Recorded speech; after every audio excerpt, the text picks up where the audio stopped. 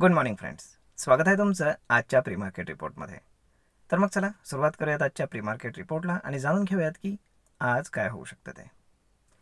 सगळ्यात सुरुवातीला पाहूयात ते म्हणजेच US मार्केट. US मार्केट हे आता ऑलमोस्ट फ्लॅट झालेलं आहे, कन्सॉलिडेशन मोडमध्ये आहे, पण हायर साईडला. त्यामुळे तिथे अशी कुठलीही बॅड न्यूज नाही आहे. परंतु उद्या एक डेटा येणार आहे, त्यावरती बऱ्याचशा गोष्टी अवलंबून असतील. तर मग पाहूयात की उद्या डेटामध्ये काय येतं ते. आता राहिली दुसरी गोष्ट, ती म्हणजेच तिथले जे ADRs आहेत, आपले जे स्टॉक्स तिथं ट्रेड करतात, त्याच्यापैकी HDFC बँक जो आहे तर तो डाऊन आहे. बाकी इन्फोसिस आणि बाकीच्या ज्या कंपन्या आहेत तर त्यांचे हायर आहेत. त्यामुळे आपण जर पाहिलं तर इथे सुद्धा HDFC बँक आपल्याला स्ट्रगल करताना दिसते. त्यामुळे आता सगळा जो खेळ आहे तर तो HDFC बँकवरती डिपेंड आहे, कारण HDFC बँकचं जे वेटेज आहे ते निफ्टी आणि बँक निफ्टी दोन्हीमध्ये खूप जास्त आहे. त्यामुळे जोपर्यंत HDFC बँक चांगलं परफॉर्मन्स देत नाही तोपर्यंत म्हणावा अशी रिकव्हरी आपल्याला बँक निफ्टीमध्ये पाहायला स्पेशली मिळणार नाही.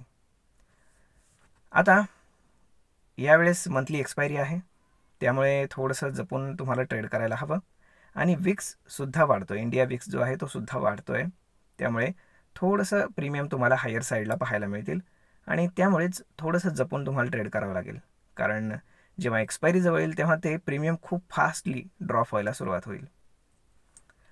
आता जर आपण एशियन मार्केट्स जर पाहिले तर सगळे ॲज युजल मिक्स आहेत, काही अप काही डाऊन. बाकी जॅपनीज मार्केटही ओके ओके आहे, काही प्रॉब्लेम नाही आहे.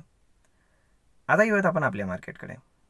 आपण जर आपल्याकडे पाहिलं तर जे मेजर स्टॉक्स आहेत तर त्यातले काही स्टॉक्स चांगले परफॉर्मन्स करत आहेत. म्हणजे एखाद दिवशी रिलायन्स पळतो तर दुसऱ्या एखाद दिवशी TCS पळतो, जसं काल TCS पळाला. तर अशा बऱ्याचशा गोष्टी होत असतात, बाकीचे मग थंड होतात. तर असंच मार्केट हळूहळू हळूहळू कन्सॉलिडेशन करत वरच्या बाजूला जाण्याची शक्यता आहे. जर आता आपण ओपन इंटरेस्टच्या हिशोबाने जर कॅल्क्युलेशन करायचं म्हटलं तर 22,000ला सगळ्यात जास्त पुट रायटिंग झालेलं आहे. आणि वरती जर हार्डल आपण जर रेजिस्टन्स पाहिला तर 22,300 आणि 22,500 याला सगळ्यात जास्त पुट रायटिंग आहे, सॉरी कॉल रायटिंग आहे. आणि हे आहे साधारण एक्सपायरीपर्यंत, म्हणजेच उद्यापर्यंत. त्यामुळे आता ह्या महिन्यामध्ये गेले 1-2 महिन्यामध्ये एवढे मोठे मोठे मुवमेंट्स पर डे आपण पाहतोय. त्यामुळे आता जी मंथली एक्सपायरी आहे तर त्या मंथली एक्सपायरीच्या हिशोबानं एवढे मोठे मुवमेंट्स आपण एक्सपेक्ट करू शकत नाही, हे लक्षात असू द्या. आता पुढे काय होऊ शकतं तर तुम्हाला म्हणजे सध्या आपण जर पाहिले 1-2 दिवस जे काही स्ट्रॅडल बनवत आहेत कॉल्सचा किंवा मग सेलिंगचा, तर मग त्याच्यामध्ये त्यांना जरा चांगले पैसे मिळत आहेत, कारण मार्केट थोडं कन्सॉलिडेशन मोडमध्ये आहे.